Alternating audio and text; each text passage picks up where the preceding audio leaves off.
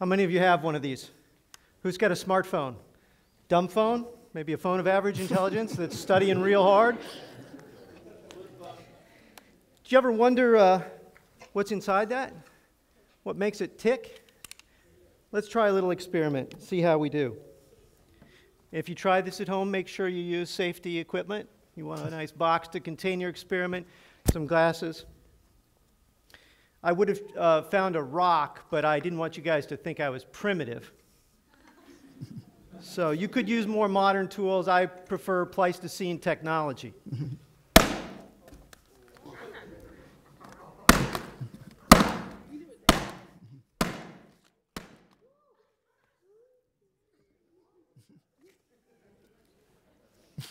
Well, what did we find? We found that Samsung makes a pretty rugged little gadget here. Let's see. Huh. Goodness. Well, okay. I admit my experiment here is not entirely successful. Well, this is what we've got. We found some plastic here. Some computer chips, those would be silicon-based, lithium-ion battery, some copper in there, various other kinds of metal. In short, we can see in before us some of the things that went into the phone. We don't see what's behind the phone. We don't see the people, sometimes that are desperately poor in Africa, out in the sun, digging by hand to secure rare earth minerals that are used in electronics. We don't see those giant open-pit copper mines in the American West. We don't see the chip fabrication plants in Asia or the assembly plants there in China. We don't see all the transportation networks. We don't see all the advertising, all the billboards, all the commercials, all those retail kiosks in the mall, all those server farms. What powers those server farms that allow my smartphone to interact with the internet? In short, we don't see a lot when we see the gadget itself. We don't see all these systems behind the system. When you see the plastic, do you think of that? Do you think about the front end of the process, the global infrastructure that delivers crude oil to you? When you recharge that phone in its port, do you think about the decapitated mountains here in your home state? In West Virginia, the blasted off, sheared off, beautiful Appalachian ridges that the coal companies think would be better used, or abused in this case, for profit. Because we want to get to that rock that we can burn to juice up our machines. In short, the phone appears to us in our hand as a discrete, autonomous thing. It's shiny, it's desirable. You really, really, really want that new phone, and at least until next week, and there's a new one out, and the one you have seems really lame and kind of clunky. In short, it takes the entire scaffolding of civilization, all of the systems behind the system, before the very first phone can send that first text message. It takes the whole enchilada, and behind that industrial civilization, that modern society, there are not only a whole series of technologies, there's also a series of ideas. We're going to circle back to that in a minute. But I think there's at least one person, a young man down here, who's thinking to himself, dude, get away from my phone. Technology is great. Technology rocks. Technology solves problems. You're going to make a fine engineer there. And there may be a young woman over here who's thinking, wait a second, we just had a wonderful morning of inspiring talks about nature and people and beautiful images and lovely music. And this guy's a downer. This guy's up here, this guy's loopy, and how long is it till lunch? Well, see, mind reading has its downsides there. Let me see if I can address your skepticism. You see, before we can fully solve a problem, we have to identify it. We have to look at the whole thing and not just look at side effects or symptoms or superficialities. If you have a headache and you take a Tylenol, that may bring some temporary relief. But if the underlying cause of the headache is a brain tumor, then the Tylenol is not going to be effective over time. Yes, we did this morning hear some inspiring stories.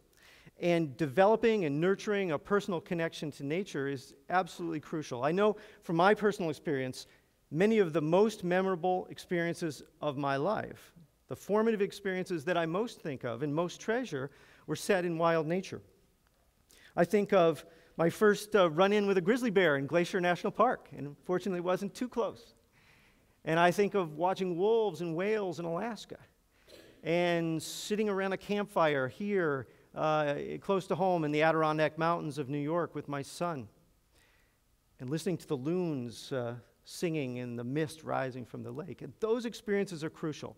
And I know that it was those early childhood experiences in nature that shaped my life and led me down a path toward being a conservation activist and an advocate for wilderness and wild places, and also a conservation journalist and writer. But if our subject today is reconnecting to nature, then it can't be that we just stop at our individual experience. We've got to think about what's causing that disconnect. What are the foundational structures and issues that are causing this great schism, this great cultural disconnect between people and nature? Now, I know that there's a cottage industry, maybe you do too, of people worried about this phenomenon, worried about you guys, this nature deficit disorder. People all over the country are developing programs to get kids out in nature and get them away from the screen, away from mediated experience, and go outside and be active. Is that really a problem? I think it is. I concede that. I know it would be I think it'd be a little simplistic if I just, sat up here today and said, well, guys, turn off the phone and go outside and play. Now, that's all well and good. I think it's a good message. I say that to my kids all the time, almost every day. But it's only part of the issue. It's only part of the problem. If you really go outside and look at the world from a macro point of view, well, what do you see? If I'm down there, if I'm in your place right now and I'm looking at me, my hypocrisy meter would be going off the chart. I'd say, guys, hey, who was it who gave us this culture? Who sold me the phone? Who sold me the Game Boy? Who put 500 channels on digital and satellite TV? Who has told me every day of my life that the purpose of existence is to buy more, to want more, to get more, to have more, and called that the American dream? If we go outside and we look around, and we really look, what do we see? We see, and again, just to put it in shorthand, we see the planet is getting trashed and the climate is getting cooked. And it's my generation and the previous ones that have caused that. And it is a little bit hypocritical for us to be saying, well, guys, you're somehow culpable in that. You're not. But we have to be honest and face the reality that we are immersed. Your generation is inheriting a world that is immersed in a global eco-social crisis. Eco-social, I mean affecting nature and people. And the manifestations of the eco-social crisis are myriad. There are lots of things we could talk about. There are 1 billion people on the planet today, right now, who are essentially starving to death, and another 1 billion that are just barely above that. There are whole branches of the tree of life that are being lopped off as the extinction crisis grows, a contraction in life's diversity that is greater than has any occurred in the last 65 million years. And the creatures that are most at risk of winking out, of going off into the oblivion, that deep night of extinction, are usually the big creatures that have the largest habitat requirements, the largest area requirements, or that we find somehow inconvenient. And despite the absolutely heroic efforts of American conservationists, through the years, for 150 years, this American conservation movement has been working to sustain national parks and national forests and national wildlife refuges and create a body of environmental law to help secure these natural treasures that we all benefit from. And to be sure, as you walk around the campus here at the National Conservation Training Center, look at all those photos on the wall and read the captions. Find out something about John Muir and Rachel Carson and Rosalie Edge and Aldo Leopold and all of these other conservation luminaries. You have my special dispensation to use Google to do it. Use your technology, crank it up, and Google Rosalie Edge, who was an absolute radical activist in her day, was an extraordinary person. Learn those inspiring stories. But despite the efforts of those people and others, we're still losing the war. We're still not identifying the root causes of the eco-social crisis. So what is it? What has put us on this path, this trajectory toward more destruction, more commodification of nature, more extinction, more climate change? Well, that is a big conversation. It's a very big topic. And if we had more than a few minutes, we'd talk about a whole host of factors. We'd talk about economic technologies and their deficiencies, like corporate capitalism and communism. We'd talk about mass consumerism and militarism. We would talk about historical factors like pastoralism and the invention of agriculture, which allowed human populations to expand and different kinds of social organization to occur, which sets the stage for another ism, industrialism. And the Industrial Revolution really took off when we began to exploit coal and oil and the other fossil energy sources, these one-time reserves, the great bonanza of energy that was laid down for us by ancient biological processes, by wild nature. But beyond and beneath and below all those ism words, there's another ism. And that is an idea. The idea of anthropocentrism, human-centeredness. This idea that this planet is for us. It's ours. It's our storehouse of resources. We get to decide which creatures exist and which do not. This is all here for us.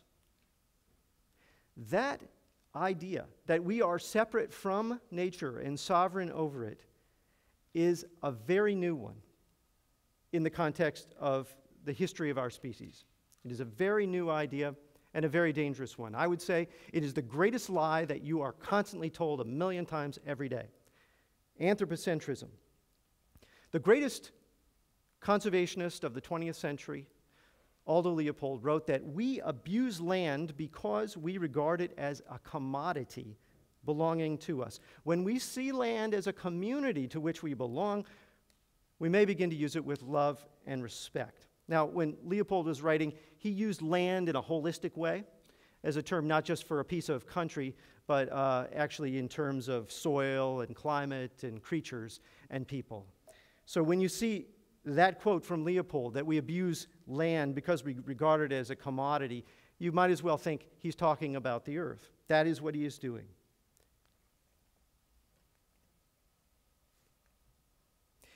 If you remember nothing else from these brief remarks, I would like you to remember this. And not just that I got up here and smashed a phone, although that was rather fun. Ultimately, there are really only two ways to see the world. We can see Earth as a commodity, a storehouse of resources for human use and enjoyment and play and profit, or we can see it as a living community to which we belong. And that decision of how we view the world, of whether we have an anthropocentric or an ecocentric perspective, shapes everything we do. Everything we do, all of our behaviors, and all the way our built environment will look will be different based on that decision. We will use land. We will inhabit it and treat it differently. We will respect wildlife. We will value it. We will treat the oceans a certain way or a different way.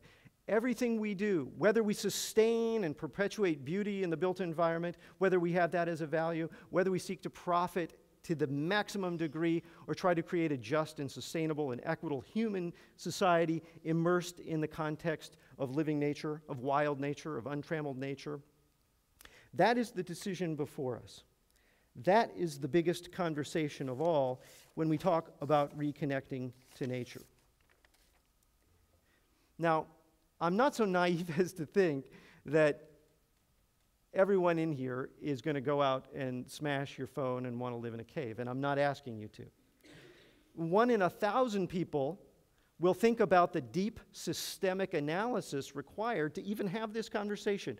1 in 1,000,000 will be the next Alda Leopold, or John Muir, or Rachel Carson that will shape the course of American history for the good. But everyone in this room, and everyone you know or have ever met, has the opportunity to be on one side or the other, to be on the right side of history, to work and use their time and their energy and their passion and their resources to defend wild nature, to sustain beauty, to embrace wildness, or to go along and help support that techno-industrial growth culture that has put us on the trajectory toward more ugliness, more commodification of nature, more destruction, more extinction. That's the choice before us.